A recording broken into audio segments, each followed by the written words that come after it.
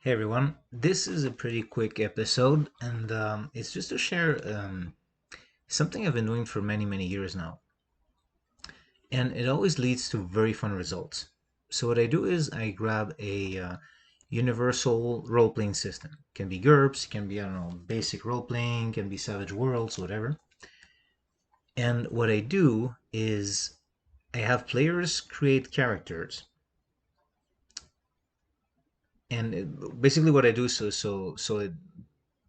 as not to lead people in a specific direction,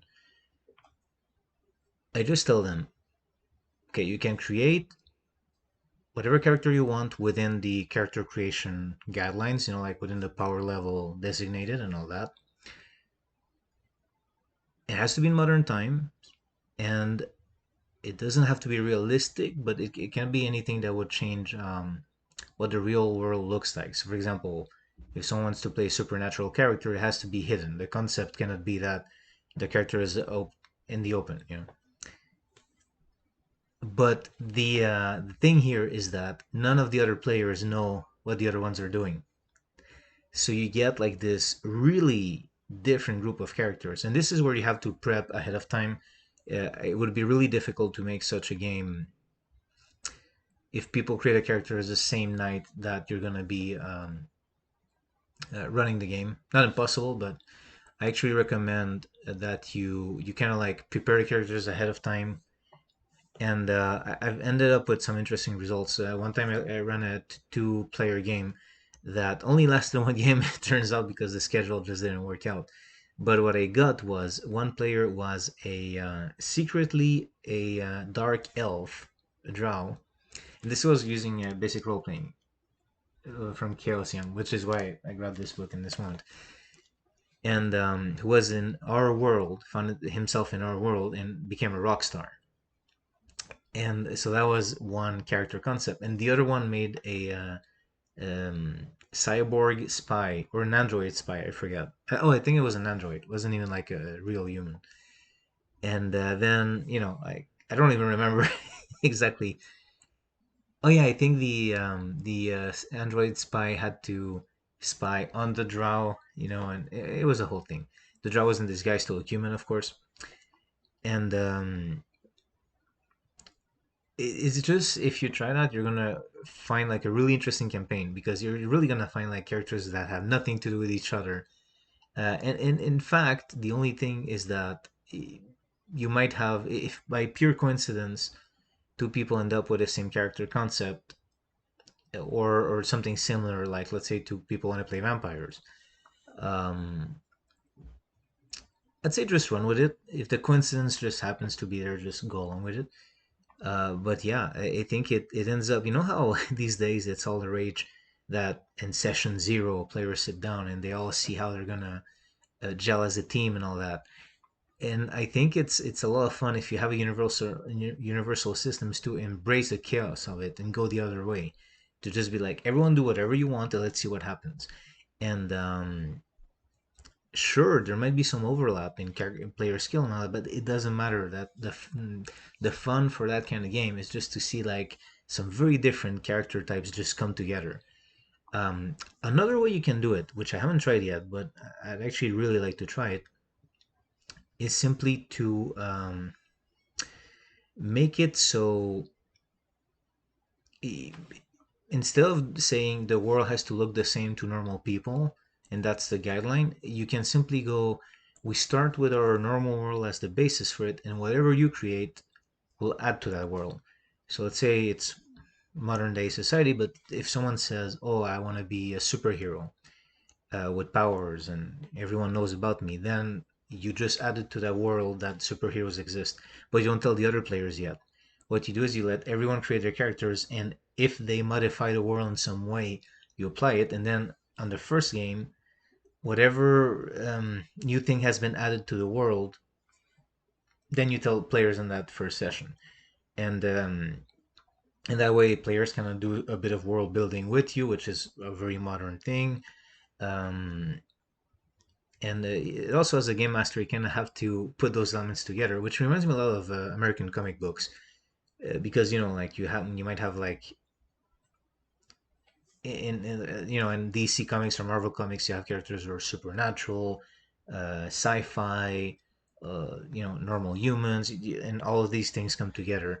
So it's just you end up with a game that's a lot of fun. I think I have not done it quite a lot yet, but to me that was always the appeal to universal systems because you know, yes, there's an appeal to not having to change rule sets, but let's be real. When we like tabletop role playing games, we're gonna buy lots of games anyway. Like, oh, look at this new sci-fi game, look at this new fantasy game. So, if someone wants to run a pure cyberpunk game, and all that, yeah, I might use this for sure, or another universal system. But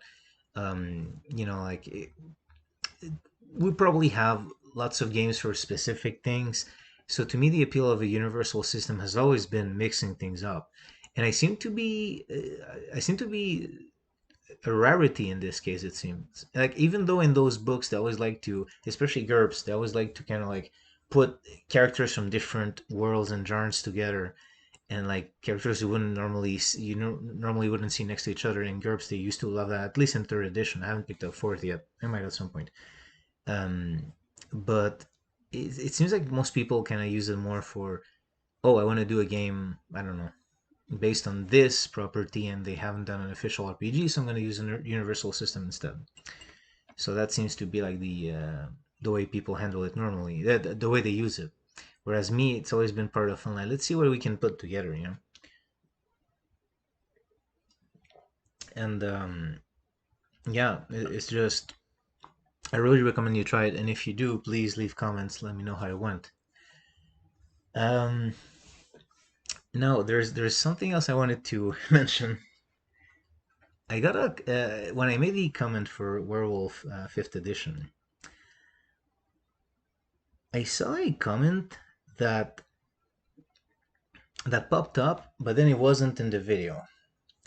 I kind of got a notification, and I don't know if YouTube eats comments sometimes, or if the person deleted it after a fact, maybe realizing that um, once they listen to more video, they realize that actually their comment was not what I was saying at all, like their interpretation. But I kept it because I wanted to reply to it because I was actually kind of amused. Let's see, where is it?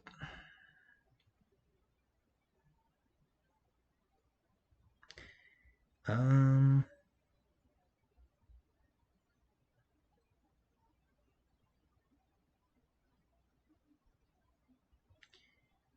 uh,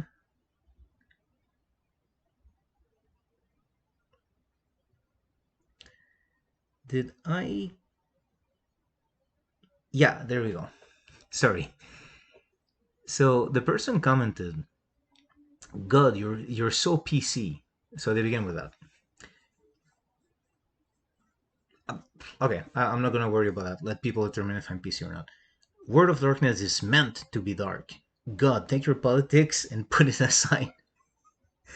Myths are deformed because of incest and the worm.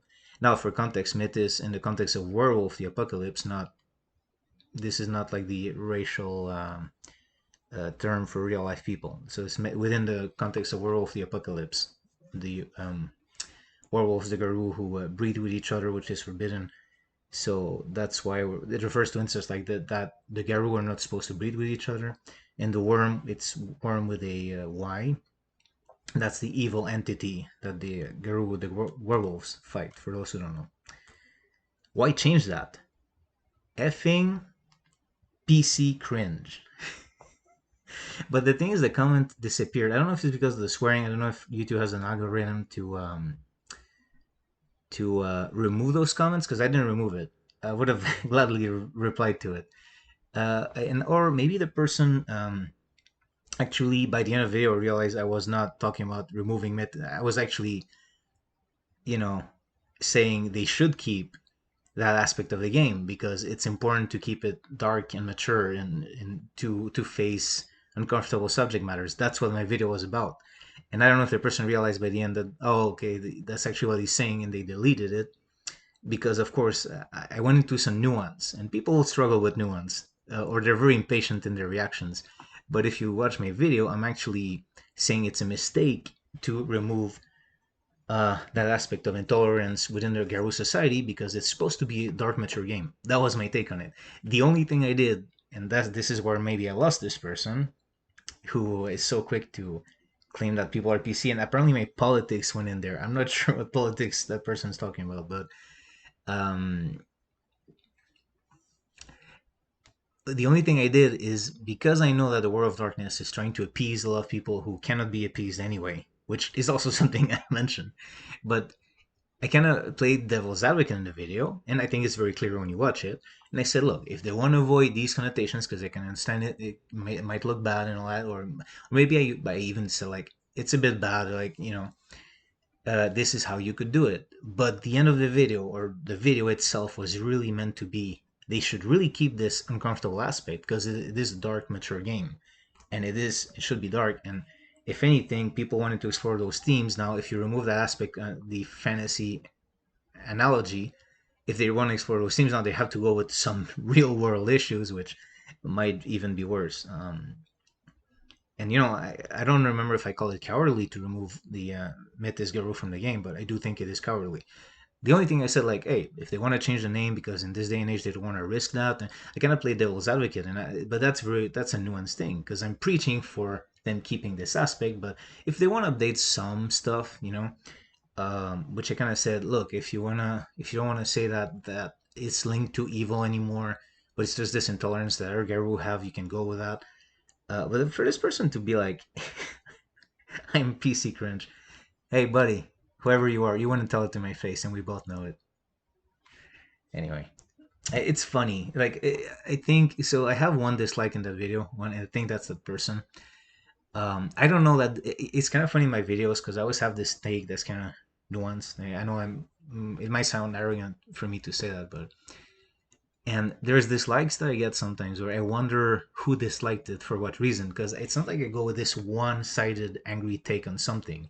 I often talk about very I kind of consider all points of view and all that, and my take is not like it's very often not all or nothing. For example, with the Gerbo, I said, look, if you want to update the concept a little bit, you can, but you should still keep that intolerance that the Gerbo have for the ones that are like bred between Geru parents. That was very important. And so I don't have the dislike as someone who disagreed with me saying that this should be kept in the game because they think no, we should not address intolerance within a group that our players are supposed to play. Or if it was this idiot who was like, "Oh, you're a PC cringe, therefore I'm gonna dislike," even though my message was they should keep them in the game, and I was just playing devil's advocate about how they could update it for modern times if they wanted to avoid backlash, which they can't avoid because these days everyone gets backlash for everything. Everyone's looking for problems. They don't really few people state problems and they come up. They just look for problems. And then on the other side, I think that there's a lot of people who deny problems when they see it. They go like this, and they just claim that anyone pointing out those problems is PC. Like no one seems to have a centered normal person take online. So I don't know if it's that idiot who put the dislike or if it's someone else who disliked that I was saying that they should have kept it in the game. Someone who thought, yeah, so this guy or girl, whatever, thinks I was too PC, but maybe it was someone who thought I was not PC enough by saying they should have kept it in the game. Who knows? Um, it's the same thing with Tackle the Clown, where I kind of went, like I kind of, my stance on it was kind of like they were really dumb to do it because they just ended up hurting older players of fifth edition. They hurt their own. They hurt players of fifth edition, and they were showing some ageism and they didn't even understand the OSR really, and whatever. So again, I'm like, is that someone? Is that this like someone who is a fifth edition like for life? Like no arguments can be put against fifth edition. Taco do Clown, they defend that idea because they really think it's awesome. Or is it someone who's in the OSR who just thought that was um, just me saying that the main issue wasn't even people in the OSR, was like people playing fifth edition? Because I said people in the OSR, we don't buy that. Maybe they thought I wasn't going far enough. So I never know that if is the dislike coming from someone who thinks I'm too PC or someone who thinks I'm not PC enough. I have no idea. But whoever wrote that, I think you're an idiot. Anyway, okay. So that's pretty much it. Those are the two things I wanted to bring up. And yeah, I try really hard to not be cocky and negative anymore. I think in my older videos I sometimes came out that way, but sometimes you have to, bring up some old habits back when you see something really stupid written. Okay, everyone, thanks for watching.